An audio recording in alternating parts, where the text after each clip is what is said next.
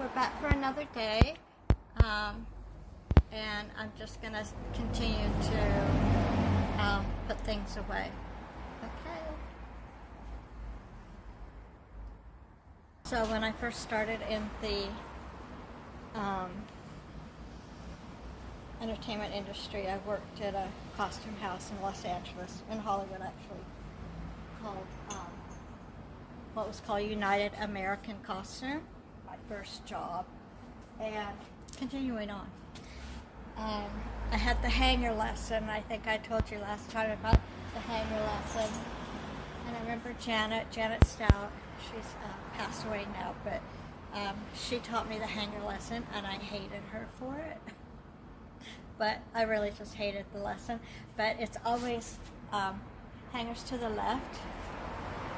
So if you're looking at the outfit, so this is the front, hanger is always to the left. Now it may look back to front on here, but this is to the left. So you're looking at it, and it's hangers to the left, okay? That way you're not fiddling. And when you hang it up, here's the pole, you hang it up like this. You don't hang it up like that. You hang it up like this. Okay, the only time that you turn it around like that is when it's in the trailer. You've stocked it in the trailer, and the trailer is going to be driving to location. So you go every 10 or 15 this way, and then the next lot this way on the hanger, because then if it happens to fall, only part of them will fall. But they do have like a bar that keeps them there, but just in case, that's the only time you change it around. But it's always hangers to the left, people. Hangers to the left. If you're in the film industry, hangers to the left, okay? Thank you. And carrying on now. Carry on.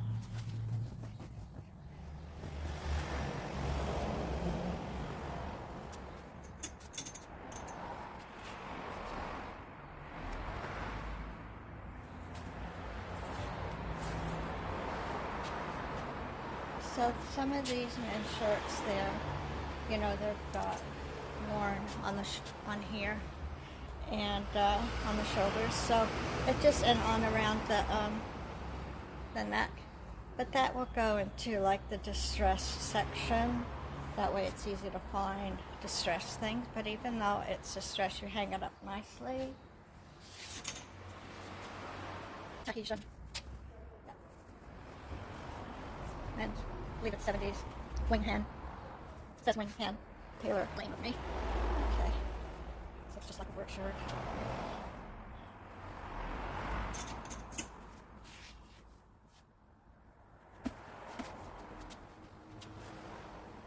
I used to know where everything came from. That's how small I was. And now, it's like, where did I get this? But I think this is a pajama top. Yeah, because there's no collar. Oh no, it's got a collar.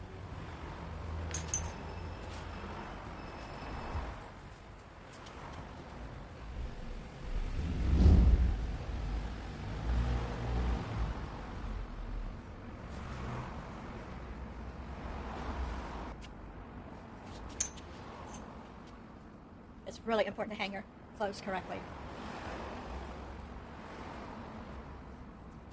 because we just don't know how long it's going to be hanging there on the hanger. Even when I worked at Warner Brothers, some of those clothes, they were there 20 years. You just don't, it's got to be available. This is Logan and Sons. It's like a 50s style redo, but it's more modern.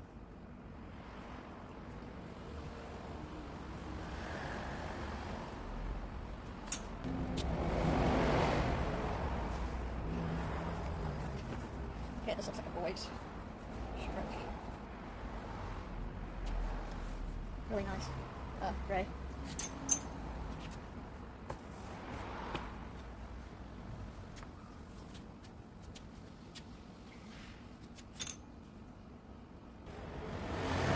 that's good. And then it's got room, you can put a collar on, you've got buttons here and here to hook on.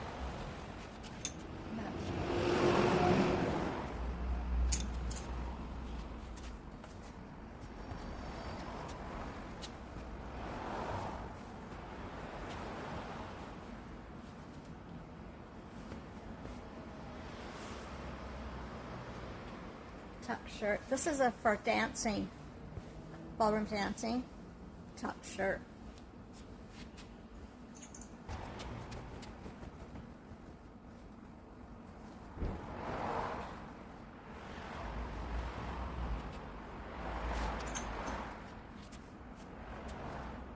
These are cool. They're wool, but they're long johns.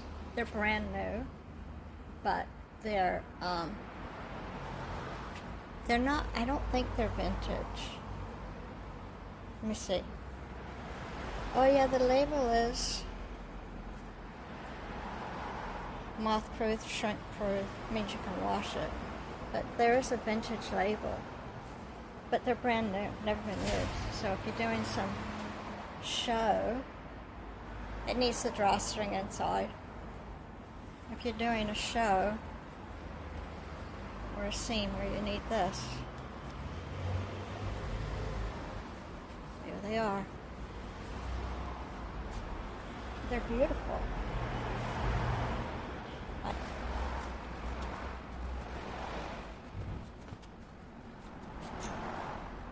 Buttonhole on the collar and a button here, so I'm going to button them because it'll keep the shape of the collar. Isn't that nice? It's like an 80s, late 70s shirt. So here's another distressed men's shirt. You can see the collar is distressed. But you give it the same respect as a brand new shirt because someone may need it for their production. Okay,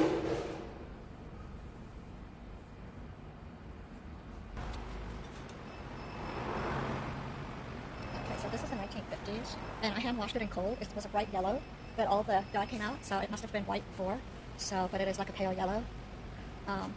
But it's a really nice shirt, 1950s. So it would be okay to over dye it, make it darker.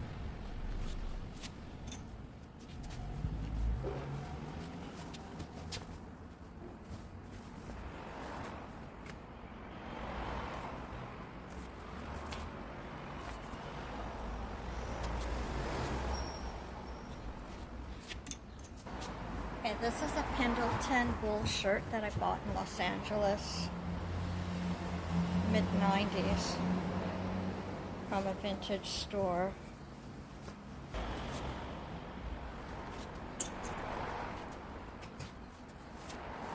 It's like 60s, maybe 50s. Look at the label.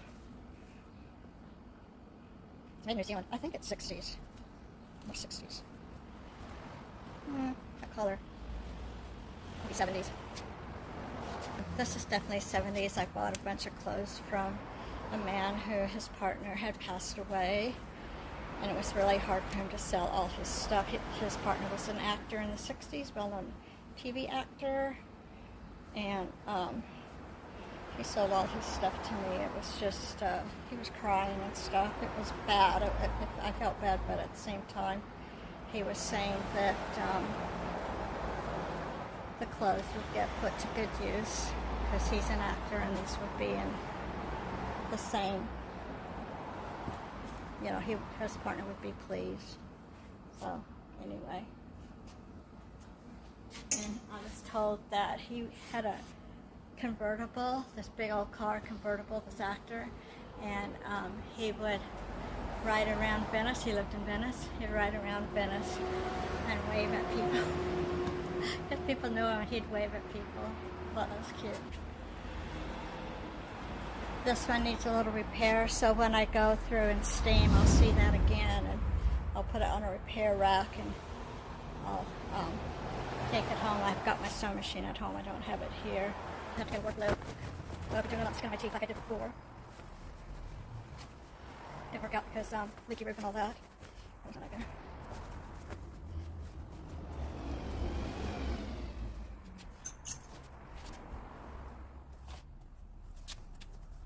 '70s.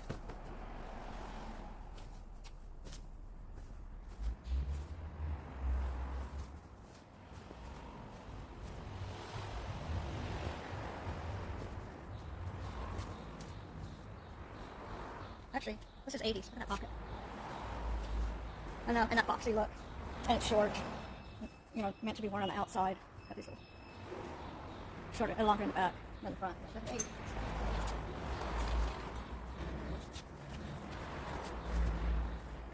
Lamp.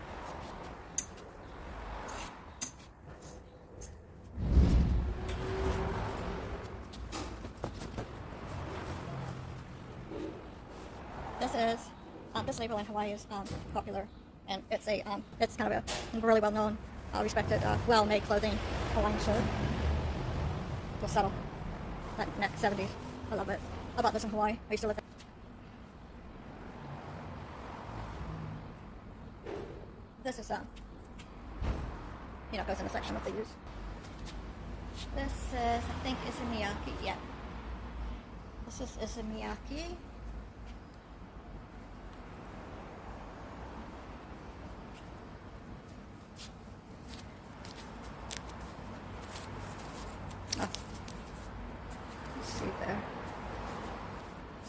So I'll put that in the designer section. It's when you have doubles in a costume house, so you've got your shirts on a pipe, and then at the end you have a section for doubles. So usually people know that they need doubles, so it makes it easier for the customer to find. Now this looks like another, like a airline work shirt, but it's different than the other two. But I would put them with the same. They did have a military look back in the 70s, but this is definitely not streetwear. Party 60s, you can see. It's like, actually that label, let me look. It's gorgeous. Made in Shanghai, China, size 44. Super wash, but I wouldn't wash it. So that's one thing with my costume house. I don't want people to you know, wash the stuff. You got to take it to the dry cleaner, and if the dry cleaner thinks it's okay to wash, they'll do it, because this is my livelihood and I don't want it to get ruined. So that's part of the pricing. Will be well, actually no, the deal is that after you've used the clothing, then you take them to a dry cleaner that I've specifically tell them, because I have, like, not a deal with them, but I have like a somewhat relationship with them, with my costumes, and then I pick up. So you pay, and then they notify me, and then I pick up and check everything over, make sure that it's still good, and then I send the invoice for the balance. So there's always a deposit, and there's always paperwork you have to sign, or the production office has to sign, just like a regular costume house. I'm a little bit more lenient, but you know, I need my costumes back in working order because I need to rent them again. There's no label, so I think someone made this like a made to order. It looks like it's made to order, but it's so well done. It's gorgeous. It's just as good as that Pendleton shirt. And again, it's the 70s, and this is what I was saying. They did have that trend, that military trend. So here is your epaulettes. Look at that. It's just beautifully made. Cuffs. And it's a bigger shirt. You know, it's for a bigger guy. Big and tall. I've got my label in there. A label. Hollywood Costume House of New Zealand. But I look at the shirt. It's just amazing. Yes.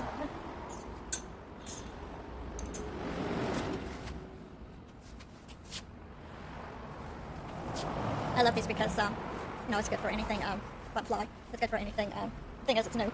The modern medium. But,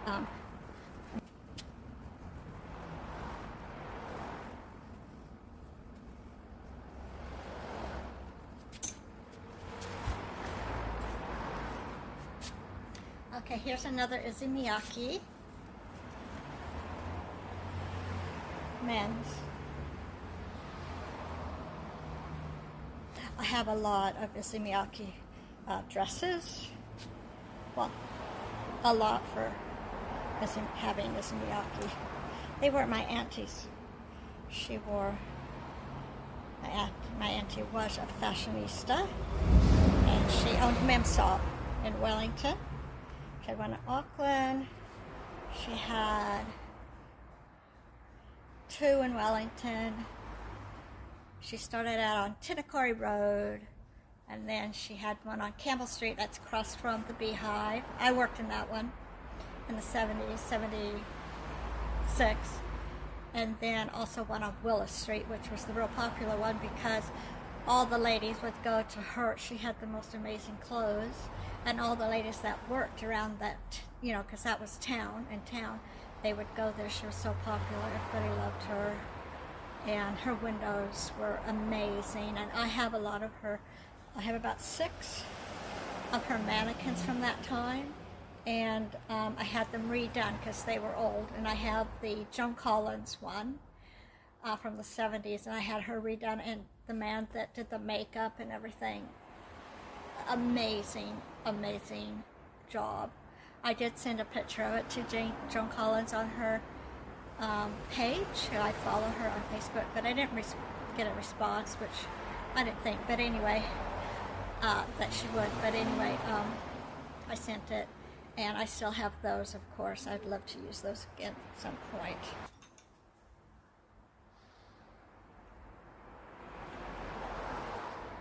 Anyway, this is the Miyake label. So again, you don't wash these in the machine. They go to the dry cleaner. Everything, when you rent from me, goes to the dry cleaners. You know, we can always talk about stuff when you rent it, but you know, my clothes need to be respected. I'm not an op shop. I'm not just a fancy dress place. This is a company that is for the film industry, the entertainment industry, and for actors that are going to VIP events, which I did have one. I did alterations for a lady that she had the 1950s dress, and she was pregnant at the time, and I needed to take it out a little bit, and she looked fabulous at the premiere, but that was years ago. But so I do stuff like that for actors, because I love being in the film industry, and even though I retired from the film industry, I work it here in New Zealand, so I need to get the word out more, because I know there's things here that you need, but there are rules. There are rules you have to follow. So if you're new to the film industry, learn these rules with costume houses, because it's part of being in the film industry. And if you're a costumer, I'd love you to come volunteer. Maybe one day you can get hired, I don't know. But, well, I hope that was be my dream anyway, to have the facility and have enough income from the facility to hire people. And you know, because if you can't do a film, do you want to go work in an office? No, it's not your thing. So come work at a costume house like mine and still be in the industry, and then if you get a job, go do that job for a week or two, whatever, and then you can come back if there's space available. That's how you do it. They do it in Los Angeles. You know, there's a lot of costume houses that you're permanent, but then there's some that you can go do a job and then come back. So, you know, that's the way it should be too, because costumers don't always have jobs every week. We would like to, and these days I just saw a post from someone I used to work with at a costume house, and that costume house closed down in LA, closed down, which is shocking because they were a huge costume house. CRC, so Costume Rental Corporation. I'm shocked. I used to work there. I worked in the research library, and then I worked at another, because 2 different times, and then I worked at in stock when I came back. And I wonder what they did with all my research that I did. I did a massive amounts of research. I hope they gave it to another research company like Western. They have a research library. And anyway. Yeah, so his post was about, you know, where's the work? It's not the same. I tell you, I look back at it now compared, or back then to now, and we had it good. We had shows coming in. You know, I'd go to Warner Brothers wardrobe department every day. That's where I worked. I was over the vintage section and the jewelry section and the fur room. That's what I wanted to do, so I just loved my job. So, and I was around people that talked my language. You know, you may meet some people that they say they're in the film industry, but if they don't talk the language, you know that they're not ready yet.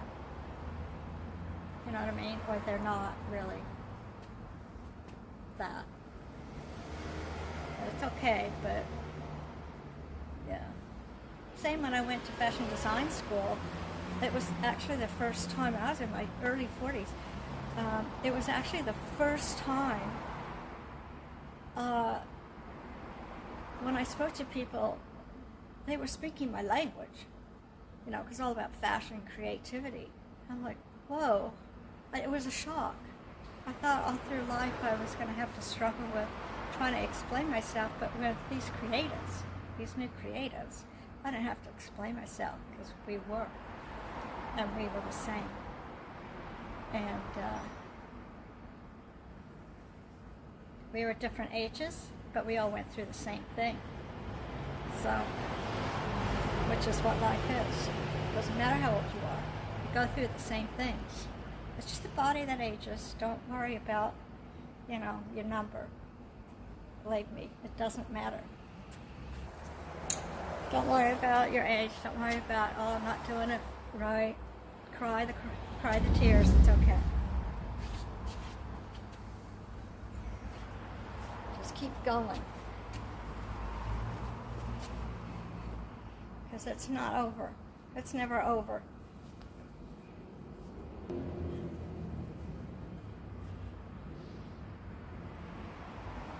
Remember that movie? Hee hee.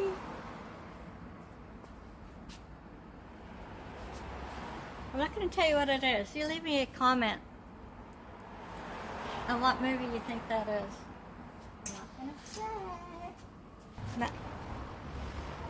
Not great. I know it. The helmet. There's the Velcro here. This is the chin strap.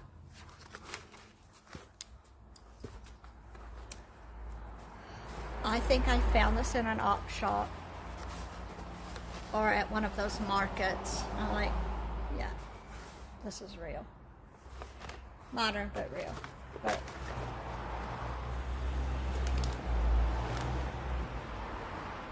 I think it needs a little bit.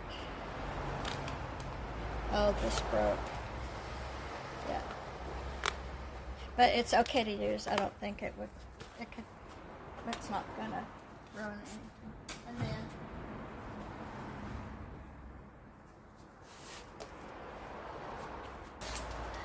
I don't know what you call these, but I love it. I don't know where I found it.